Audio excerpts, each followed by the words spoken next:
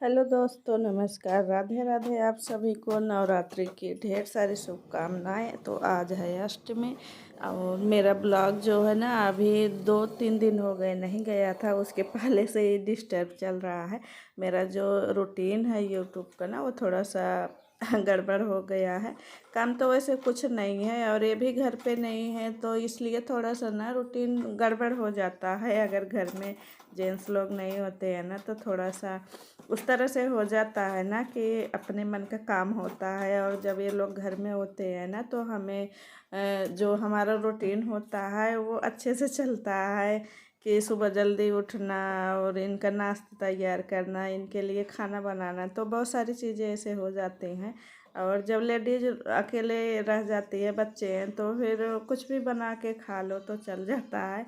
और जब ये लोग रहते हैं ना, तो फिर पूरा खाना बनाना, और देखिए बहुत सारी चीज़ें ऐसे हो जाती है कि ये लोग जब चले जाते हैं, जेंट्स लोग जैसे हस्बैंड लोग जब चले जाते हैं बाहर, तो लगता है कि कोई काम नहीं है। तो ऐसे ही मेरे साथ हो रहा है। अभी थोड़ा सा आलस का दिन भी आ गया है, तो थोड़ा आलस भी लग जाता है। और कभी कभी ऐसा होता है ना कि वही चीज़ें कर कर के हम ऊब जाते हैं। तो कभी कभी लगता है कि थोड़ा सा हम आराम कर लें, रेस्ट कर लें, उसके बाद फिर रूटीन में आएंगे। तो अभी ऐसे ही चल रहा है मेरे साथ।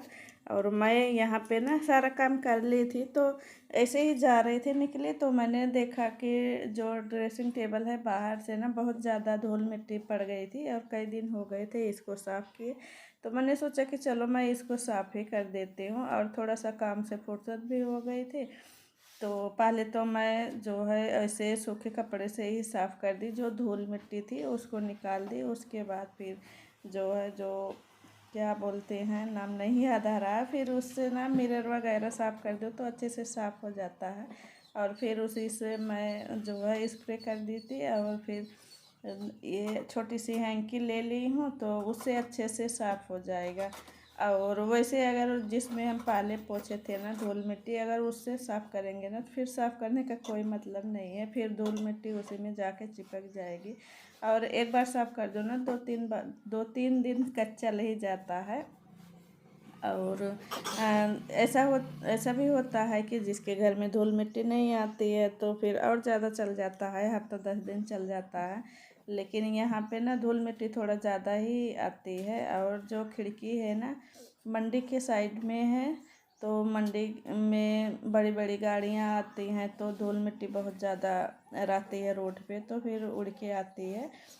तो इसलिए जो है धूल मिट्टी सामानों पे ना बहुत ज़्यादा हो जाता है। और ये भी है ना, जितना ज़्यादा आपके घर में सामान रहेगा ना, उतना ज़्यादा साफ़ सफाई करनी पड़ेगी। चाहे टेबल हो, ड्रेसिंग टेबल हो, मतलब कि यही सोचिए कि फर्नीचर का जितना भी सामान रहता है, तो उतनी ही ज़्यादा मेहनत लगती है। जितना ज़्यादा सामान उतना ज़्यादा काम, जितना कम सामान उतना कम काम, ऐसा होता है। पहले जब हम शुरू शुरू में आए थे, मेरे पास कुछ नहीं था, तो मुझे लगता था कि बना लेते थे, खा लेते थे, और वो झाड़ू पोछा कर लिए, फटाफट फुर्सत रहती थी। और कोई भी सामान नहीं, कोई भी साफ़ सफाई नहीं करनी है, बस झाड़ू पोछा करके 2-4 बर्तन रहते थे और फिर फटाफट काम हो जाता था। तो अभी तो लगता है कि बहुत सारा सामान है, तो बहुत सारी साफ़ सफाई भी करनी पड़ती है। और चाहे फ्रिज हुआ या मतलब कि वैसे भी जो सामान है, देखिए पहले ड्रेसिंग टेबल नहीं थी तो नहीं साफ़ करना पड़ता था, एक टाइम यही बच जाता था, लेकिन ज़रूरी था ड्रेसिंग टेबल लेना।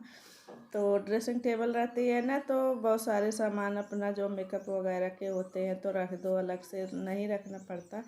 तो यहाँ पे देखिए, घर तो हम पहले ही साफ़ सुथरा कर दिए थे, बेड वगैरह, बच्चे चले गए थे स्कूल।